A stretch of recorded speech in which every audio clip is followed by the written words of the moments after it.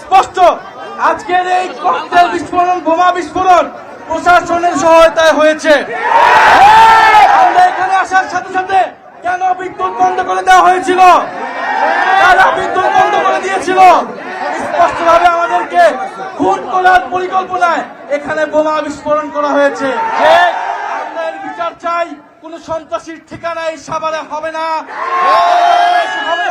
যারা গণহত্যাকারীদেরকে প্রশ্রয় দিবে, যারা সন্ত্রাস চাঁদাবাজি খুনিদেরকে প্রশ্রয় দিবে, যারা দুর্নীতিবাজকে প্রশ্রয় দিবে, তাদের পরিণতি ফ্যাসিস্ট আওয়ামী লীগের মতো হবে। ক্ষমতা না জনতা, রাজপথ না সংগ্রাম, দালালি না রাজপথ। সাভারে বোমা কেন? স্বরাষ্ট্রমন্ত্রী জবাব দাও। সাভারে হামলা কেন? মজুব বিরাট কারবার, জিতে নাও ফ্যামিলি কার, স্পোর্টস বাইক ছাড়াও লক্ষ লক্ষ নিশ্চিত গিফট। সাভারে বোমা কেন?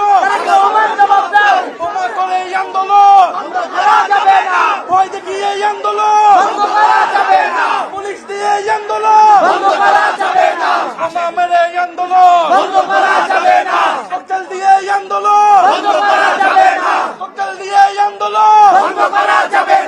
আবু সাইদ মুগ্ধ, শেষ হয়নি যুদ্ধ।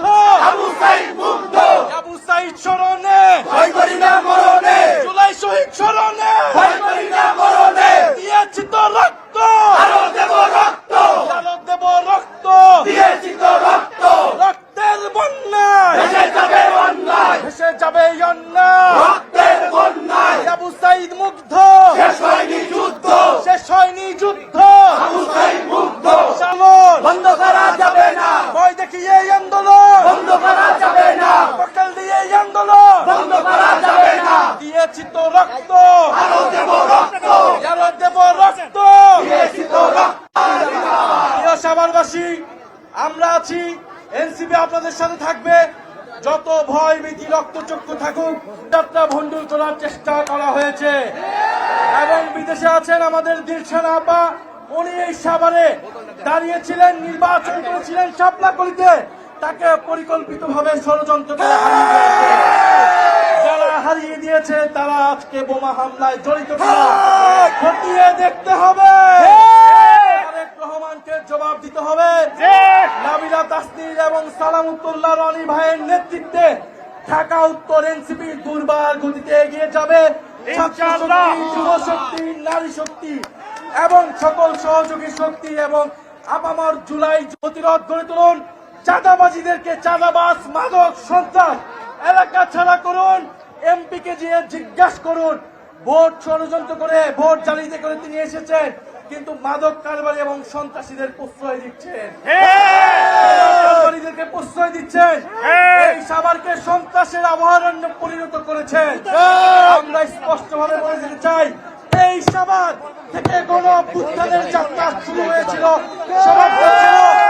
এই সাভারে আমাদের হাজারো শহীদের রক্তে রঞ্জিত রয়েছে। এই সাভার আজকে আবারও রক্তে রঞ্জিত হয়েছে। এর বিচার ইনশাআল্লাহ আমরা আদায় করব। আমরা এখন সবাই একসাথে মিছিল দিব এই সাভারের রাজপথে, রাস্তায়। আপনারা সবাই ঐক্যবদ্ধভাবে আমাদের সাথে আসবেন। ইনশাআল্লাহ আমরা এর বিচার নিশ্চিত করবো। আসসালামু আলাইকুম।